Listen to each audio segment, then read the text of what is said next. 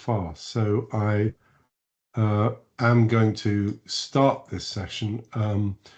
This afternoon we have two formidable contributors. The first is Professor John Skorupski, who is Emeritus Professor of Philosophy at the University of St Andrews. His main research interests include epistemology, moral and political philosophy, and the history of 19th and 20th century philosophy. Professor Skorupski has published very widely in these areas, including Ethical Explorations, OUP 1999, The Domain of Reasons, 2010, and most recently, Being and Freedom on Late Modern Ethics in Europe. Again, all of those are OUP, and this one was 2021. John also edited the Cambridge Companion to Philosophy volume on John Stuart Mill in 1998. Today, John's paper is titled Three Concepts of Freedom. John. Well, thank you very much. Yes, it's really good being here. A very entertaining, interesting set of talks. I hope I'm not going to bring the tone down too much. But anyway, the title of the symposium is Freedom in Conservative Thought. I'm not going to address the topic directly, but I'm going to lead up to it by considering three concepts of freedom that have played a fundamental role in political thought and in policy, both liberal and conservative. So we can discuss the implications for conservatism or liberalism later, if we so wish. The shift from philosophy to properly and fully political outlooks is not a case of simple derivation. It's much more complex than that. Politics is influenced by a variety of interests, obstacles, and practical necessities, which philosophy can, and to a considerable extent, must abstract from. Philosophical concepts are deeply disrupted and transformed when they enter the maelstrom of political debate. And yet, at the same time, they're among its ultimate original contributors. Can't wish them away. They are, as the economists say, endogenous factors.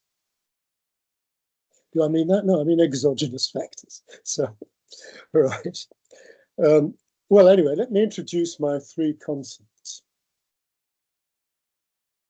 They are liberty, autonomy, and what I'll call at oneness with the other, the dialectical unity. There'll be an issue about whether that is a concept of freedom. The philosophical figures associated with them, respectively, are Mill, Kant, and Hegel. Quite a powerful team. This is not to say, of course, that these philosophers invented these concepts. The concepts already had a history, most of the time implicit, but also explicit. The Millian idea of liberty, for example, had already featured explicitly in the French Declaration of the Rights of Man and Citizen of 1789. What the philosophers do, however, is to give them an analysis and defense that's very deeply thought through. Now, I don't, I think, need to say much about liberty. It's going to be a familiar concept of freedom to anyone who's in this symposium. It exists wherever society ensures that the choices of individuals are not interfered with unless they threaten to harm the interests of others. That's a necessary condition. One thing to notice about this is that liberty is a property of society, not directly of individuals. In this sense, freedom as liberty, is something that I cannot, off my own bat, so to speak, decide to be. I must persuade others in my social group to put in place the principle of liberty, such as Mill's, or I must move to wherever it exists, if it doesn't exist where I am, and I want it. But I'll come back to that point. So anyway, let's quickly move on to autonomy.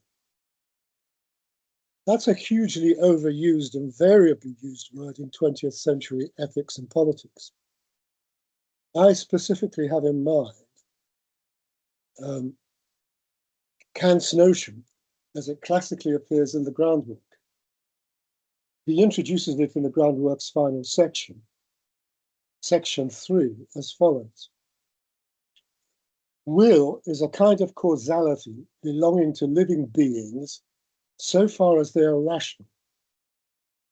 Freedom would then be the property this causality has of being able to work independently of determination by alien causes. He goes on a bit further, but that's enough for us. It's obviously got quite a lot packed into it,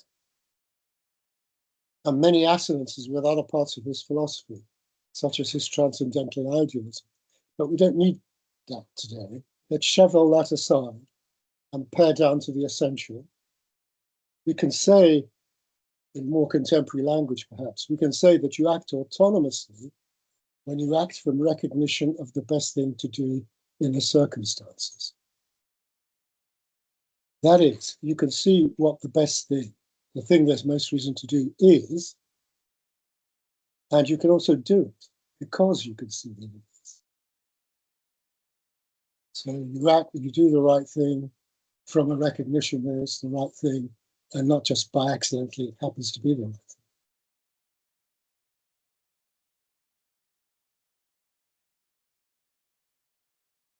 In this case, Kant also says, you act from the causality of freedom, this phrase. To the extent that you act from the causality of freedom, you're autonomous.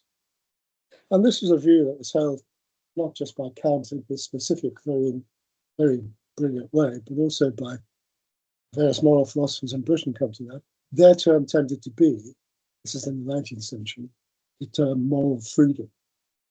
To have moral freedom is to be able to act from reason, have the power to do that.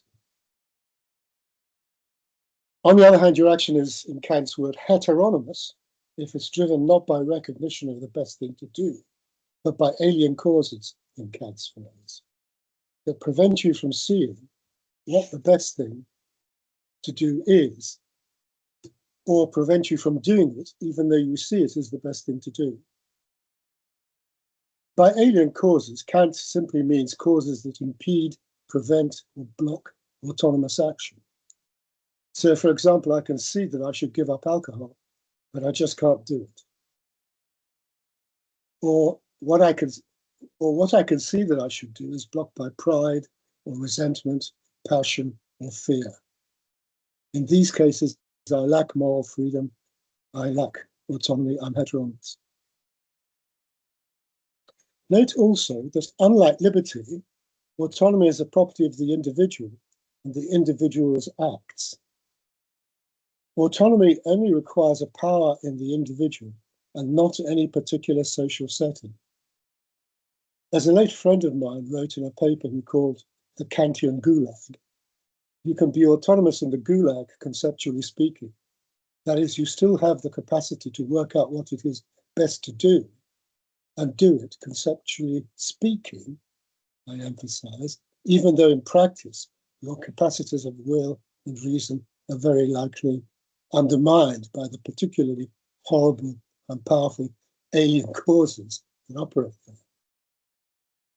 But still, it's a, in principle, possibility to act autonomously in the Gulag. It follows that if autonomy is an important good, it may well fall on society to promote the settings in which individuals can practice, exercise autonomy without heroic efforts of the will and nirvana. Well, now I come to the concept of freedom that I want to spend most time on, because it's far less familiar than the other two, at least in Anglophone philosophy. And yet it may be of particular interest to conservative thinkers, at any rate to conservatism of the kind that comes from a communitarian tradition.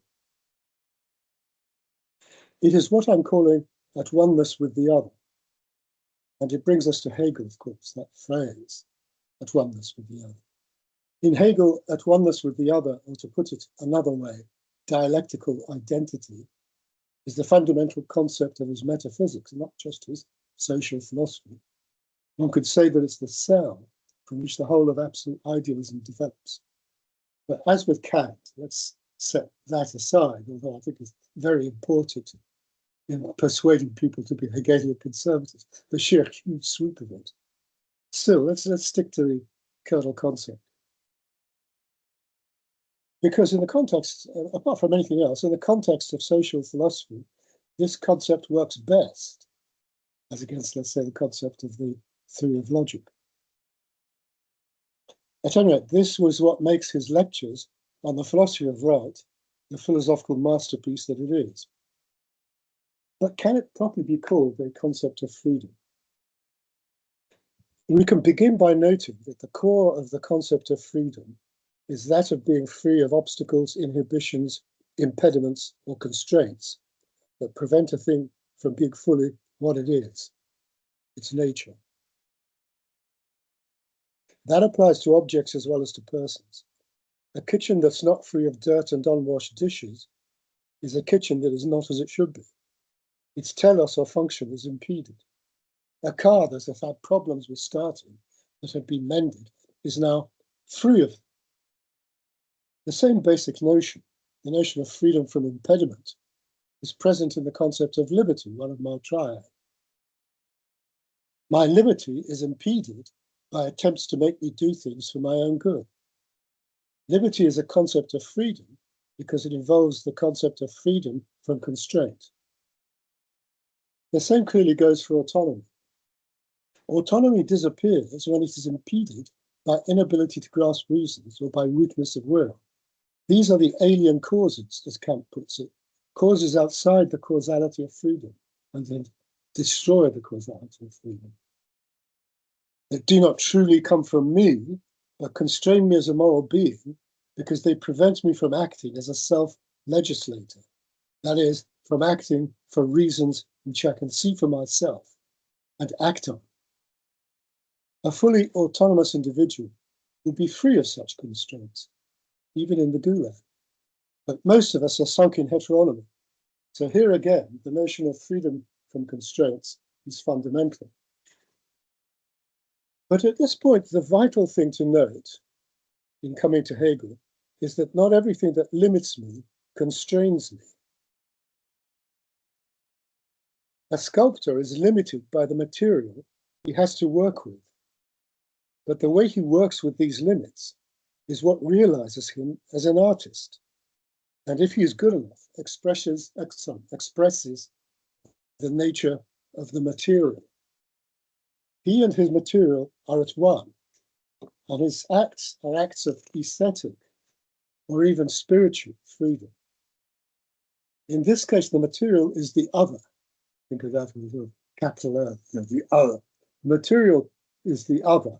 That is a limit on what he can do, but it is not an obstacle or constraint.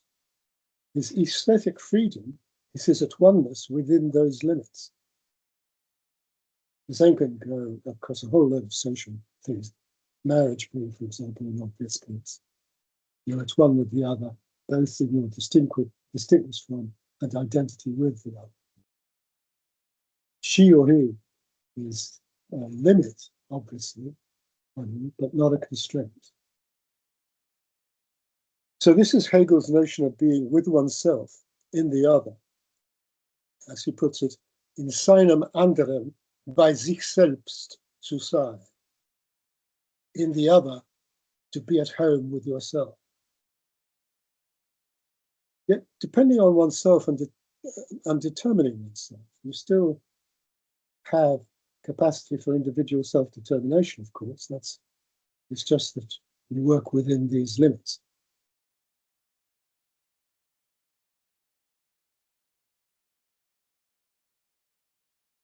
The sculptor both is and is not his material. He and his sculpture form a dialectical whole. A marriage that works is a dialectical whole, containing both identity and difference. So too with morality itself. The individual, Hegel famously says, finds his liberation in duty. Note, his liberation, not his liberation from something he wasn't, that he was before. The basic element in this notion of freedom is in a way more familiar than Kant's notion of freedom as rational autonomy. It's simply a greatly expanded application of the familiar conception of freedom as absence of constraints. Constraint is a limitation placed on me by something other than me that is alien to me. Limit alone in itself and as such is not constraint. Any activity involves limitation, but it may be a limitation that I'm at home with or at one with, that I grasp as a natural aspect of working the material, of working with or just being with another. Working with others, being with others imposes limitations. These are the material I work on. The material I work on will impose its own limitations. But these are limitations I may be able to work with creatively and enjoy. If so, they are not constraints, but aspects of myself realizing freedom. In his discussion of the French revolutionaries and the philosophy of right, Hegel detected the intrusion of a will to self-assertion, a negative will to absolute freedom. Hegel's own concept of what we're striving for is absolute freedom. This is a negative version of absolute freedom.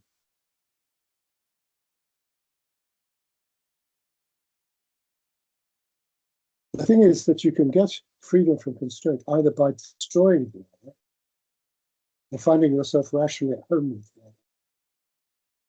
Finding yourself rationally at home with the other, because its law is your law, is what Hegel regards as absolute freedom. Once you've achieved it with everything, including myself and the world, and at home, and at one with the world. But you also might chase for absolute freedom by destroying them. And according to Hegel, that's the essence of a revolutionary quality, the unending revolution, the perennial revolution of the French revolutions we haven't come across in 20th century ways. In short, just to repeat that, absence of any constraint would be absolute freedom in this sense of freedom, but it would not be absence of any limiting relation to another. Limit is indispensable, constraint is not. Difference remains an essential moment in absolute freedom, along with at oneness.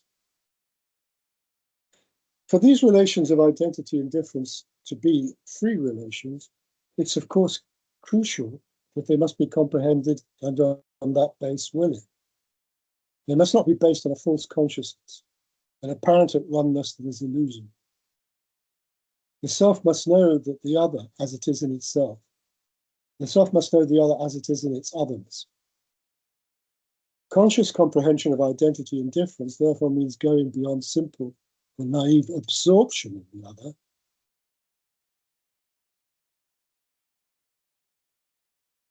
Equally, it means the overcoming of alienation from the other. Freedom as identity and difference is only possible if spirit, rationality, is present in the other and can be recognized as present by the self. This means that, as with the concept of liberty, that unlike the concept of autonomy, being at one with the other is not something you can achieve by yourself. You have to be in the right society, the society that expresses the rationality of its time and thus enables you to be at one with it. Hegel tells the story of a father who inquired of a Pythagorean about the best method of educating his son in ethical conduct. The Pythagorean replied, "Make him a citizen of a state with good laws."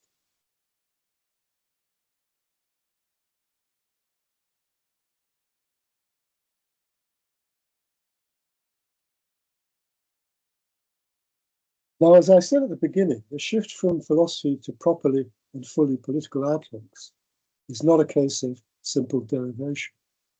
These three concepts of liberty are not conceptually at odds with each other, but nor do they have immediate political significance. They can be appreciated at the ethical level without politics coming in. Politically speaking, it's what you do with them that counts. Still, one can say that where for Hegel, the two concepts that really matter are autonomy and at oneness with the other, for Mill, it's liberty and autonomy. Then again, for Marx, as for Hegel, two concepts that really matter are autonomy, at oneness, and the overcoming of alienation. Hegel and Marx are right and left communitarians. Mill is, of course, a classic liberal, yet his underlying utilitarianism leaves him scope for a teleology that a simple libertarian does not have. He and Hegel could have agreed on that. Well, that's what I wanted to say. I just connected a little bit to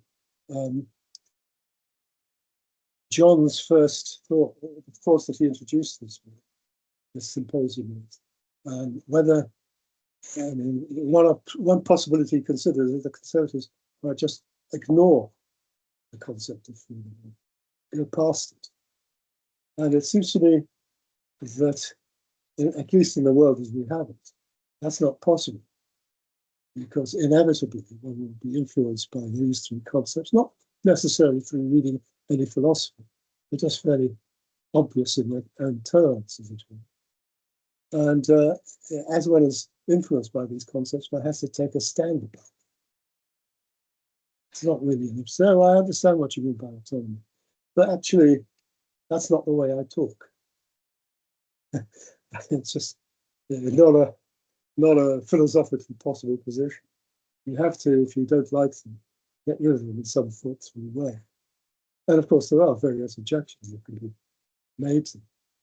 Although very often, I speak here as a liberal, I must say, very often the conservative objections seem rather superficial. So, for example, of course, it's true that you can't distinguish with complete crispness between an action that causes no harm to others and an action that does. But then you can't distinguish with complete crispness between a man who's born and a man who isn't. Vagueness is not an objection to these concepts in politics and ethics. However, I'm rather hoping that, people will either tell me what's wrong with these concepts of freedom, or maybe identify as communitarians with the Hegelian notion, or whatever. I'll stop there.